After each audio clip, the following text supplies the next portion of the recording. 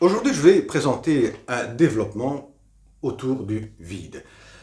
Avant tout, posons une distinction entre le manque et le vide. Et pour cela, je vais présenter quelques illustrations, quelques exemples. Vous accompagnez votre fiancé à l'aéroport qui doit partir euh, pour des questions de travail. Après le départ, vous allez sentir un manque. Il va vous manquer, c'est ce qu'on dit habituellement comme expression très connue, il me manque. Et là, il y a dans ce vécu deux éléments qui vont un peu participer à ce vécu. Le premier, c'est il me manque dans le sens que je voudrais qu'il soit encore là, donc il y a un désir qu'il soit présent avec moi.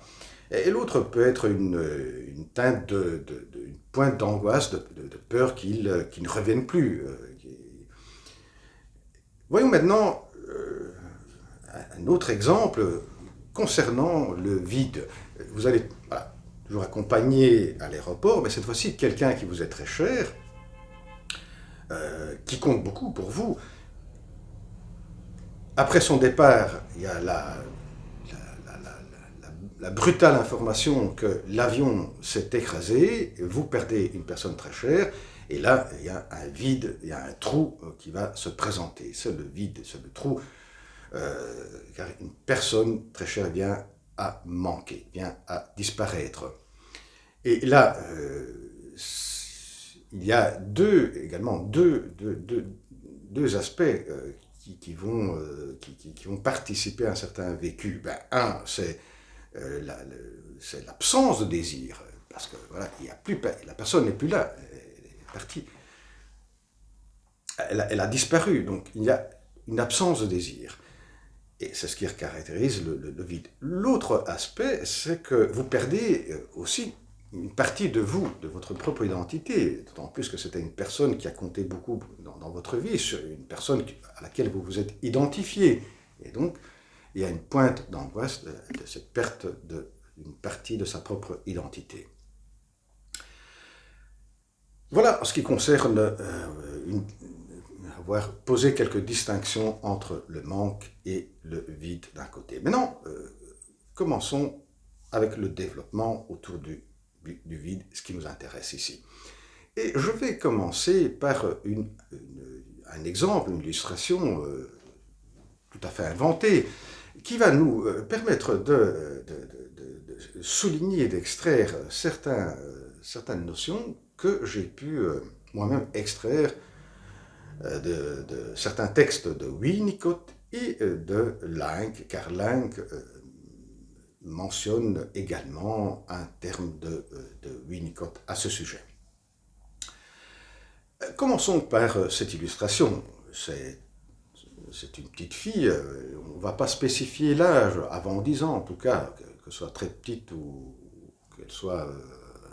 qu'elle ait 6 ans, 7 ans, 8 ans, ou un petit garçon qui, très content d'avoir trouvé quelque chose, ou d'avoir construit quelque chose comme cadeau à offrir à sa propre mère, il court vers la mère avec ce qu'il lui offre, et la mère, pour des raisons qui tiennent un peu à son fonctionnement, dépressive, manipulatrice, tyrannique,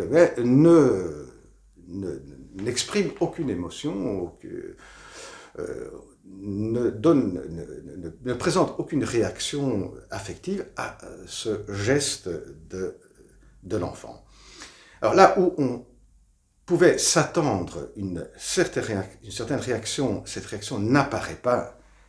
Et là où on pouvait s'attendre une certaine réaction d'une personne très chère n'apparaît pas, eh bien là on peut bien s'attendre qu'un certain vide apparaisse, un certain blanc apparaît. Et si on continue, l'enfant, face à une certaine inconstance de comment se présente la mère, quelquefois elle réagit, quelquefois elle ne réagit pas, eh bien elle va s'engager dans une certaine voie, dans un certain chemin, pour ne pas sentir un certain vide, un certain blanc, pour plaire à la mère, pour qu'elle ait certaines réactions et pas d'autres, va s'aligner donc aux attentes de la mère. Et donc sa propre identité va s'aligner aux attentes de la mère. Et donc le vide qui risque de nouveau de ressurgir, eh bien, va se lier intimement à l'identité. Le vide sera donc lié à cette fragilité de l'identité. Pour le remplir, l'identité elle est mise en péril, et cela dans la relation avec sa propre mère. Et si on continue encore, et avec cela on va s'arrêter, avec ce cheminement, ce parcours, cette relation, l'enfant va se sentir de plus en plus piétiné, englouti par les attentes de la mère. Et va quelquefois préférer alors la solitude pour ne pas être engloutie de la mère. Mais quand elle est toute seule, après, elle va vouloir la mère, et donc ce qui va la pousser de nouveau à se diriger de nouveau vers la mère. Voyons maintenant voilà, les références à Winnicott et Laing. Alors, Winnicott, je vais me référer à deux articles. Un article qui est La crainte de l'effondrement, et l'autre l'article a une réponse à sa lecture que Winnicott avait faite du stade du miroir de Jacques Lacan. Commençons par la crainte de l'effondrement. Là, il y a une phrase très importante que je vais souligner. Le vide angoissant, l'origine de ce vide angoissant ne va pas tellement rechercher, ou la crainte de l'effondrement ne va pas tellement rechercher dans un traumatisme quelconque, mais plutôt dans ce que on devait s'attendre qui se passe et qui ne se passe pas, qui ne se produit pas. C'est un peu ce que je disais avec l'illustration de l'enfant qui présente quelque chose là où on devrait s'attendre une certaine réaction. La réaction n'apparaît pas, et surtout d'une personne chère. Et ici, Winnicott se réfère à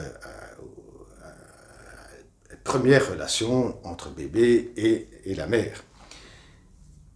Et pour Winnicott, au départ, il y a un vide structurel qui est là, présent chez tous les bébés, et qui à partir de là, à partir d'un certain remplissage, eh bien, ce qui va générer le désir. Et là, c'est intéressant de voir tout de même un rapprochement assez fort avec Lacan, avec comment Lacan voit le vide comme structurel à la base de ce qui va se passer par après.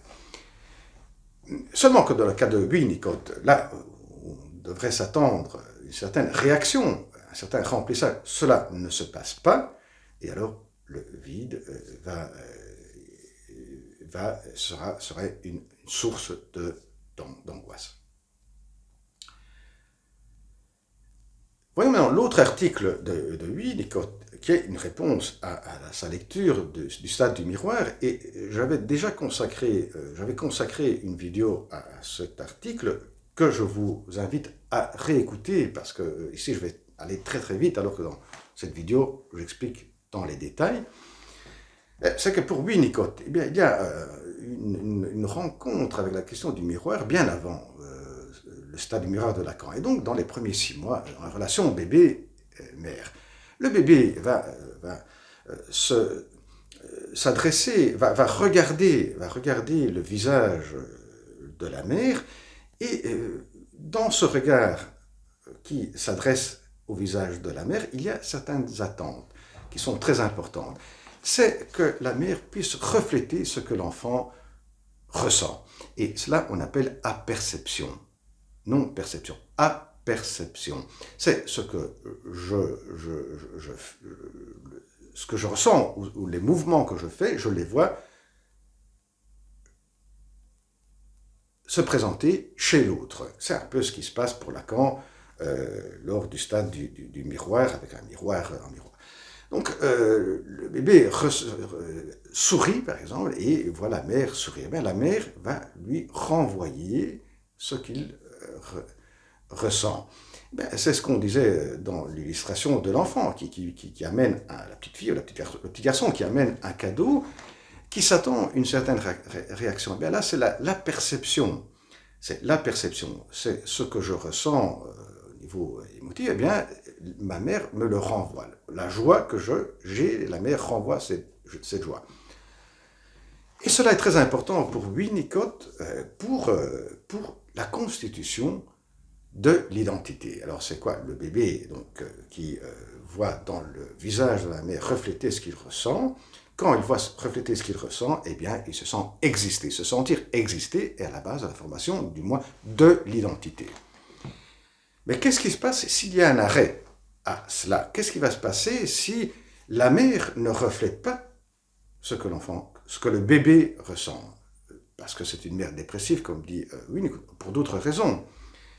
Eh bien, cet arrêt, c'est ce qu'on disait dans l'illustration, c'est qu'il n'y a aucune réaction. Là, on devait s'attendre, quelque chose ne se passe pas, cette réaction, cet arrêt, eh bien, le bébé va ne pas se sentir exister. Là, il y a un vide qui ne va pas être rempli, alors c'est ce vide qui sera à la base du vide angoissant. Car ce vide qui n'est pas rempli, en ne se remplissant pas, ne se constitue pas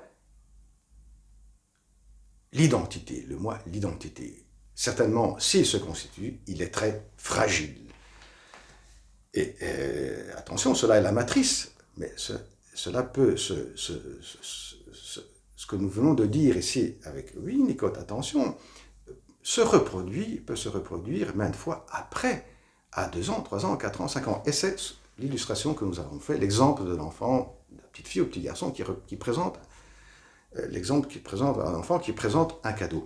C'est que, par exemple, face à une mère dépressive, ou une mère tyrannique, ou manipulatrice, une mère manipulatrice qui veut façonner l'enfant à son image, eh bien, ne tient pas compte de ce que l'enfant ressent. Donc, ne lui renvoie pas ce qu'il ressent.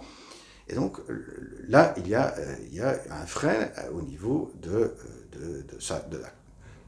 renforcement de l'identité et une augmentation du vide.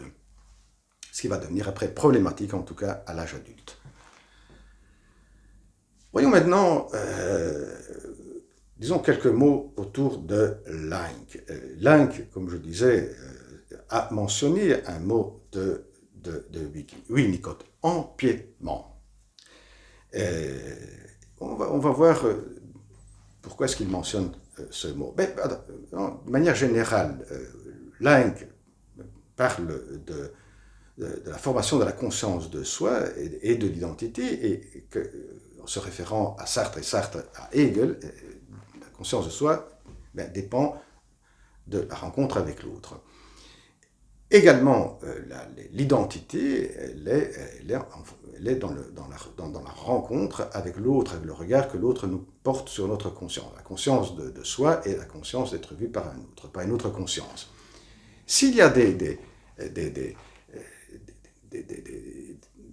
complications au niveau de cette formation de l'identité, de la conscience de soi, eh bien, on a ce que Lange appelle une insécurité ontologique, c'est-à-dire que la propre identité est très fragile, et donc il y a cette envie d'être en présence des autres, d'avoir la compagnie des autres, mais quand on est avec les autres, on se sent englouti par l'autre. Et cette forme d'engloutissement nous porte après à vouloir rester seul. Donc il y a ce battement entre solitude, d'un côté de rester tout seul, et d'un autre côté, celle d'être avec les autres. Et Winnicott mentionne le mot empiètement Lang mentionne le terme de Winnicott empiètement lorsqu'il parle de cette forme d'engloutissement, de cette rencontre avec l'autre qui est comme un gaz qui remplit cette identité qui est fragile, un vide. Voilà. Et le sujet voudrait bien remplir ce vide, mais il n'y arrive pas. Il n'y arrive pas parce qu'il y a cette fragilité d'identité, parce qu'il est englouti par l'autre, l'autre est vu comme persécuteur. Et là, il y a toute une dialectique qui se met en route. Mais cela était seulement pour donner quelques petits aperçus au sujet de Lang. Eh bien, la prochaine vidéo. Au revoir.